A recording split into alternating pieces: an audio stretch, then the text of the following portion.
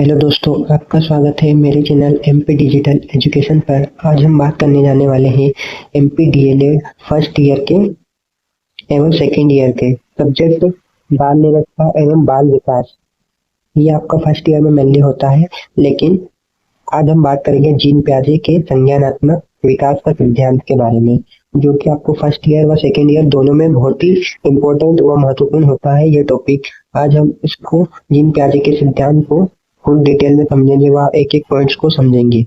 तो चलो दोस्तों, आज की वीडियो हम शुरू करते हैं। तो हमारा प्रश्न है, संज्ञान क्या है? जीन प्याजे के संज्ञानात्मक विकास के सिद्धांत को समझाते हुए उसकी विशेषताएं लिखिए। तो ये जो हमारा प्रश्न है, आज हम इसी में सारा पॉइंट्स को कवर करेंगे व सारी चीजों को कवर करेंगे। तो चलो दोस्तों, हम शुरू करते हैं। तो इसका उत्तर है, संज्ञान मानसिक क्रियाओं में निहित प्रक्रिया है। तो संज्ञान क्या है? एक मानसिक क्रियाओं में निहित एक प्रक्रिया है, जैसे कि प्रत्यक्षीकरण, समस्या समाधान, चिंतन, स्मरण, कल्पना तथा भाषा विकास आदि का एक जटिल प्रकार का सेट होता है। तो क्या होता है? प्रत्यक्षीकरण, समस्या का समाधान, ये सारी संज्ञान मानसिक क्रियाओं में निहित होता है। तो आगे बात करते हैं हम। इसका विकास जन्म के बाद प्रारंभ होता है। संज्ञान का जो विकास है वो जन्म के बाद प्रारंभ होता है और बालक का सामाजिकरण इसके विकास की प्रक्रियाओं को प्रभावित करता है।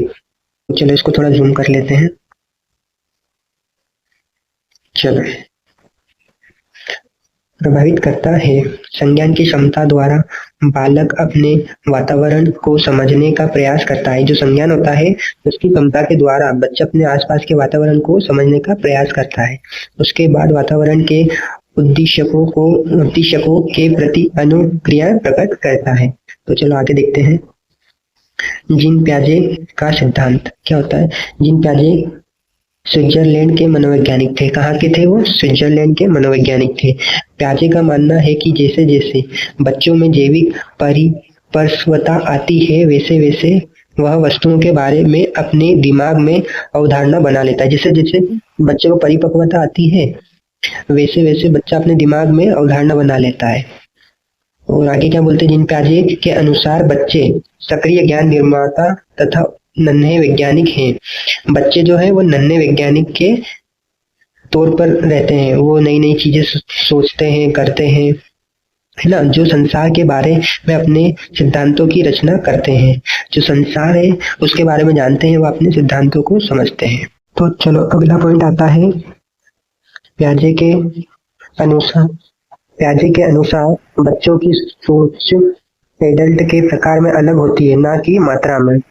यानी कि प्याजे क्या कहना चाहते हैं? बच्चा एडल्ट के द्वारा मतलब एडल्ट के समान ही सोचता है, लेकिन बच्चों का सोचने का प्रकार है वो अलग हो जाता है। तो अगला पॉइंट है संज्ञानात्मक विकास की अवधारणा। सबसे पहला पॉइंट है अनुकूलन। वातावरण के अनुसार अपने आप को ढालना अनुकूलन कहलाता है। अनुकूलन क्या होता है? या बच्चा अपने वातावरण के अनुसार अपने आप को ढाल लेता है, उसे अनुकूलन कहते हैं। इसके दो प्रक्रिया होती हैं। तो कौन कौन सी होती है? दो। पहला तो होता है आत्मसात्करण। आत्मसात्करण क्या होता है? पूर्व ज्ञान को नए ज्ञान के साथ जोड़ना आत्मसात्करण कहलाता है। जो अपना पूर्व ज्ञान है, पुराना ज्ञान है, उसे नए ज्ञान के साथ जोड़ना ही आत्मसात्करण कहलाता है। दूसरा पॉइंट है समायोजन। समायोजन क्या होता है? पूर्व ज्ञान में परिवर्तन करके वातावरण के साथ तालमेल बिठाना समायोजन कहलाता है। जो अपना पुराना ज्ञान है उसे कुछ बदल कर, नया अपडेट कर उसे प्रस्तुत करना ही समायोजन कहलाता है। तीसरा पॉइंट है हमारा साम्य धारण। इसके द्वारा बच्चा आत्मसात्करण और समायोजन की प्रक्रिया के बीच संतुलन काम करता है। जो साम्य धारण है वो समायोजन कहलाता है, वह इसकी प्रक्रिया है। तो अगला पॉइंट है हमारा स्कीमा के बारे में बात करेंगे। मानव के दिमाग में जो चीज पहले से स्टोर होती है, वह उनका प्रयोग करके किसी विषय के प्रति एक धारणा बनाता है, तो इसे स्कीमा कहते हैं। तो स्कीमा क्या होता है? मानव के मस्तिष्क में जो चीजें पहले से स्टोर होती है। जैसे कि एक बच्चा है, उसको आग से चोट लग गई या आग उसको चोट पहुंचाती है, तो उसके दिमाग में धारणा बन जाएगी कि आग मेरे लिए हानिकारक है। तो वही कहलाता है स्कीमा। अब अगला पॉइंट है संगठन। संगठन क्या होता है? प्यादे के सिद्धांत में संज्ञानात्मक प्रणाली के लिए स्कीमाओं को पुनर्व्यवस्थित करना, उन्हें स्कीमाओं से जोड़ने को संगठन कहा जाता है। जो हमारे मस्तिष्क में जो स्कीमा बनते हैं, यानी कि डर लगना, भय होना या चोट लगना, आग से डरना, उसी को जोड़ना क्या कहलाता है? संगठन। कि मुझे याद है, पता है कि आग के पास जाऊंगा तो मुझे चोटेगी या चोट लग जाएगी, तो वो हमारे दिमाग में स्टोर होता है, उसी को हम कहते हैं संगठन। तो चलो अगला पॉइंट है संज्ञानात्मक विकास की 4 अवस्थाएं बताई गई है जो इस प्रकार है। तो संज्ञानात्मक विकास की 4 अवस्था उसके बारे में बात करेंगे। सबसे पहली है संवेदी पेशी अवस्था।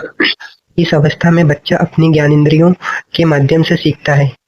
इस अवस्था में बच्चा अपने ज्ञान इंद्रियों से सीखता है, जैसे कि हाथों के द्वारा छूना, नाक के द्वारा इस सुगंध को सूंघना, जीभ के द्वारा टेस्ट करना।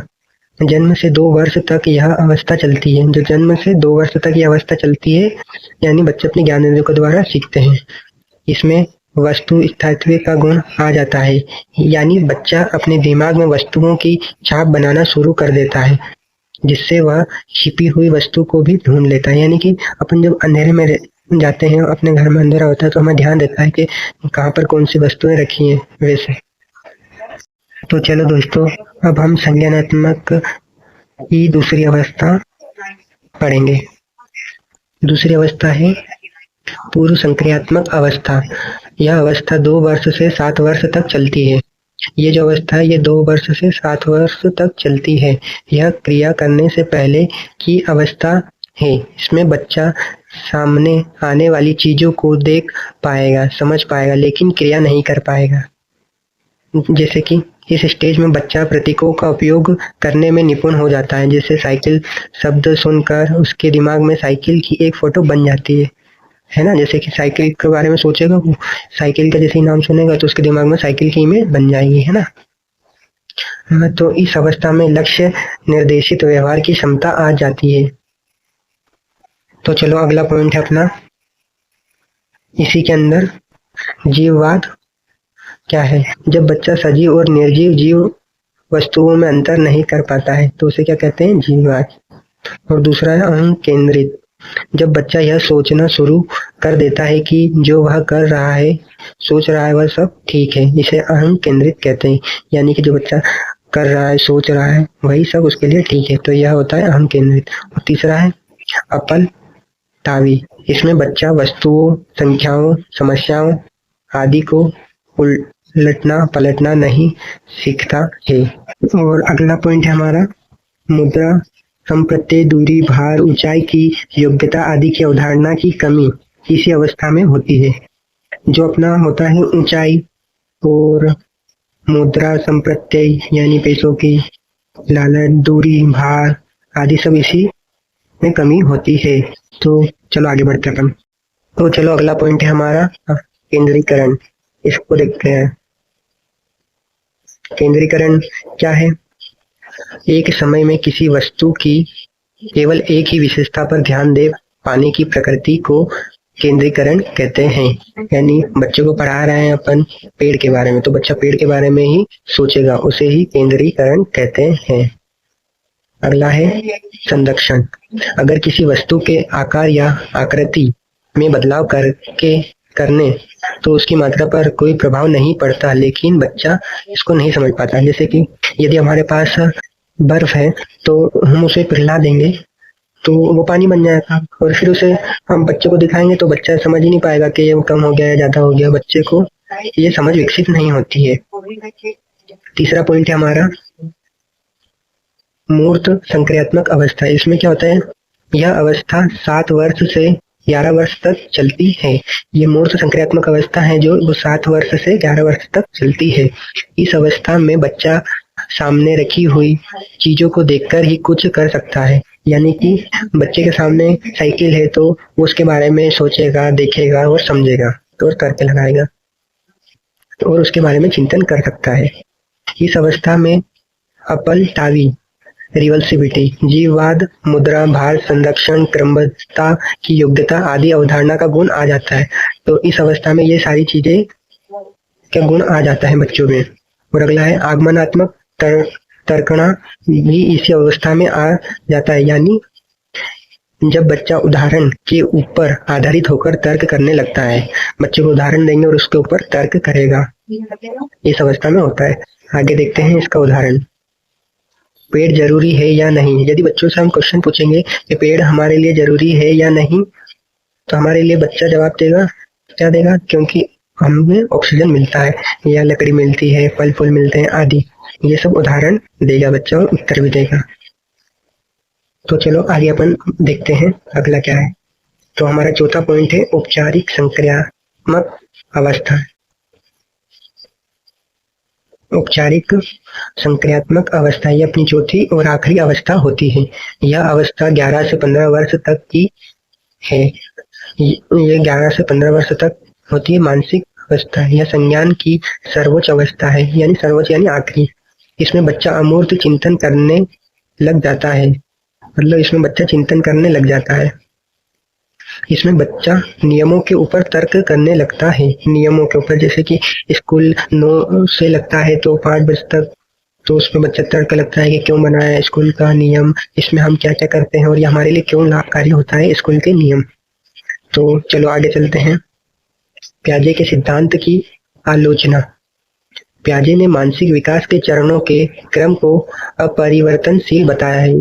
जो मानसिक विकास के चरण हैं उन्हें प्याजे ने अपरिवर्तनशील बताया है, क्योंकि मानसिक विकास के चरणों के क्रम को अपरिवर्तनशील बताया। लेकिन अगर बच्चों को अच्छा वातावरण दिया जाए तो वह अपनी अवस्था की क्षमता से अधिक सीख सकता है।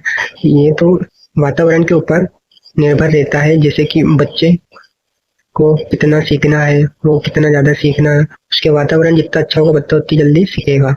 तो चलो अगला पॉइंट है अपना संज्ञानात्मक विकास की विशेषताएं। संज्ञानात्मक विकास की विशेषताएं। पहला कौन सा? संज्ञानात्मक विकास बाल विकास का एक व्यापक क्षेत्र है। जो संज्ञानात्मक विकास है वही बच्चों का विकास के लिए एक व्यापक क्षेत्र है। दूसरा है यह ज्ञान, कौशल, समस्या समाधान और स्वभाव का विकास करता है। इसमें बच्चों का ज्ञान का विकास होता है, कौशल का विकास होता है, समस्या समाधान का विकास होता है। तीसरा पॉइंट है यह मस्तिष्क के विकास से जुड़ा है। जो संज्ञानात्मक विकास है ये मस्तिष्क के विकास से जुड़ा होता है। चलो आगे देखते हैं अपन चौथा पॉइंट। उसी में यह भाषा सीखने और मोटर कौशल में विकास से भी जुड़ा है। ये जो भाषा सीखते हैं उसी से ही जुड़ा है और मोटर स्किल से भी जुड़ा होता है। यह सोच सीखने, स्मृति, सूचना, पुनः प्राप्ति और भावनाओं को संशोधित करने के क्षेत्रों में होता है। ये स्मृति यानी आपकी जो स्मृति है, पूर्व ज्ञान है, सूचना आदि में क्षेत्रों में संशोधित करना होता है। छठा है यह अनुभवनात्मक विवरण भी देता है कि बच्चों के दृष्टिकोण से दुनिया को देखना, बातचीत करना, ये जो बच्चों का दृष्टिकोण है तो देखना व उनसे बातचीत करना आदि होता है। अगला है उसी में संज्ञानात्मक विकास को बढ़ावा देने के लिए माता पिता अपने बच्चों से बात कर सकते हैं। संज्ञानात्मक जो विकास है उसको बढ़ावा देने के लिए अपने बच्चों से बात करते हैं माता पिता। साथ ही उन्हें खिलौनों का पता लगाने और घूमने देना चाहिए। जैसे कि बच्चों के खिलौने कहाँ रखे हैं उनको पता लगाओ और उन बच्चों को घूमने देना चाहिए। इसमें माता पिता बहुत निर्भर होते हैं और उनका योगदान भी होता है। प्याजे के अनुसार सीखने के लिए पर्यावरण एवं क्रिया की आवश्यकता होती है। तो प्याजे के अनुसार एक बच्चे को सीखने के लिए मेन पर्यावरण के लिए बहुत आवश्यकता होती है एवं क्रिया के बच्चों को क्या क्या करवाना चाहिए, जैसे कैसे खिलौने देने चाहिए उनके फिजिकल डेवलपमेंट के लिए। आठवां है प्याजे के अनुसार सीखना एक क्रमिक एवं आरोही प्रक्रिया है। चलो 9वां पॉइंट है हमारा। इनके अनुसार बालकों में चिंतन तथा खोज करने की शक्ति, उनकी जैविक परिपक्वता और अनुभव तथा इन दोनों की अंतःक्रिया द्वारा निर्धारित होती है। जो बच्चों की चिंतन है और शक्ति, खोज करने की शक्ति है और चिंतन करने की शक्ति है, वो जैविक परिपक्वता के अनुभव के द्वारा ही निर्धारित होती है। तो दोस्तों आज की वीडियो थी हमारी डीएलएड फर्स्ट ईयर व सेकेंड ईयर के बहुत इम्पोर्टेंट टॉपिक जीन प्याजे के संज्ञानात्मक विकास के बारे में। तो दोस्तों आपको मेरी यह वीडियो अच्छी लगे तो मेरे चैनल करें, शेयर करें, सब्सक्राइब करें एंड कमेंट्स करें। धन्यवाद सभी को। राम राम।